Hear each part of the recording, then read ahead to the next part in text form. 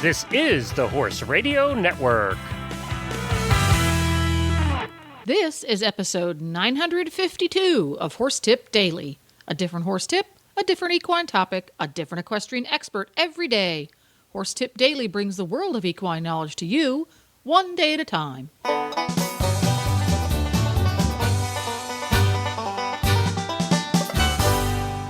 Greetings, horse people. Coach Jen here, and thanks for tuning in to Horse Tip Daily. Today's tip is an excerpt from the Horsemanship Radio Show. Show host Debbie Laux is joined by renowned artist and accomplished horsewoman Pat Roberts, who just happens to be Debbie's mom and the wife of Monty Roberts. Today's mother-daughter chat centers around dealing with horses who bite. And we'll get right to our tip after this important message from Kentucky Performance Products.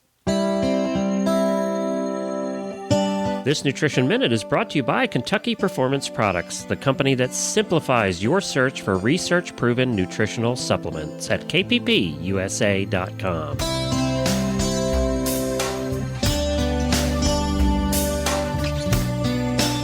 Have you heard of a yeast called Saccharomyces boulardii? It's a type of probiotic that benefits your horse's digestive tract. Often referred to as S. boulardii, it works in several different ways. One unique property of S. boulardii is that it supports the stimulation of the enzymes found in the intestinal lining. These enzymes help your horse digest starches and sugars in the small intestine. When the sugars and starches are more completely digested, fewer of them escape into the hindgut, where they can ferment and cause imbalances that may lead to colic, diarrhea, and laminitis.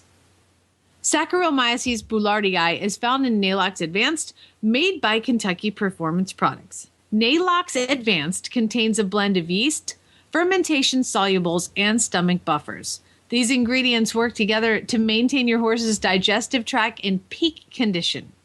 Nalox Advanced is recommended for horses of all ages and stages and is fed on a daily basis. This Nutritional Minute has been brought to you by Kentucky Performance Products. You can find all of their terrific products at kppusa.com.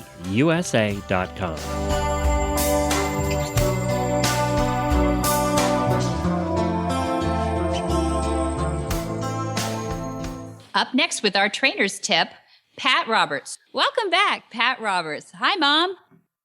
Hi, Deb. Hey, do you have a tip for us today? We have a lot of people listening that might be, wondering about your horsemanship and your experience with biters. Oh, okay. Well, that brings to mind, it was just yesterday, a wonderful lady who's probably one of the finest pianists in the world, Helene Grimaud, purchased a horse from us last year, one of our willing partner horses, and he's a lovely horse, and she took him back to New York, where she's been boarding him, and she said that he started a little habit, and it's when he's on the cross ties, she walks up to him and he nibbles, and she's never fed him by hand because she knows that's a no-no, and she said, "What do I do?" She said, is it a bad thing, or what do you feel about that? And I said, well, the way I feel about it is they start out nibbling. They may go on and move on to biting. And we don't want to do that. So what we want to do is discourage him from the nibbling. And she said, well, how do you do that? And I said, well, it's really very simple. When he does that, you take your toe and you tap him down on his coronet band or his shin, but nothing that's going to be painful, but that will distract him from the nibbling. And every time he nibbles, you do the same thing. And it's amazing how fast they learn. And pretty soon he'll start to nibble, and then he'll look down at his shin or his ankle coronet band, and he'll stop.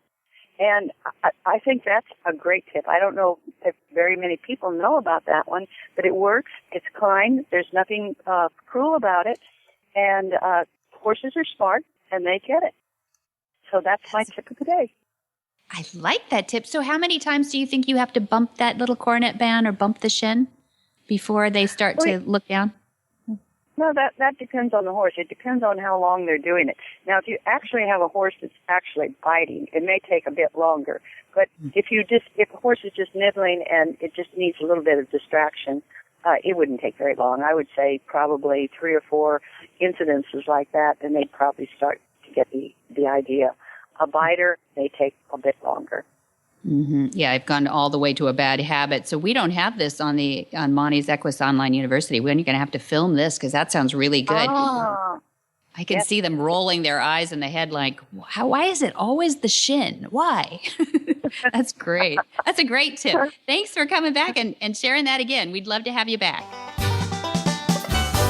Well, that about does it. For more tips on everything from apps for horse folks to zeroing in on half halts, you can go to horsetipdaily.com and look for the topics drop-down menu on the left. Listen to Horsemanship Radio at horsemanshipradio.com.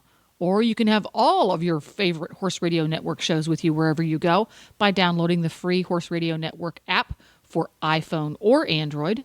Just go to your app store and search Horse Radio Network. This podcast has been made possible through the generous support of Kentucky Performance Products and listeners like you. You can learn how to become an official auditor and qualify for cool auditor-only perks by going to horsetipdaily.com and clicking on the Become an Auditor banner found in the center of the page. The Horse Radio Network and the Horse Radio Network hosts are not responsible for statements of guests or their opinions. Use your own judgment when listening to the tips provided by the experts on Horse Tip Daily.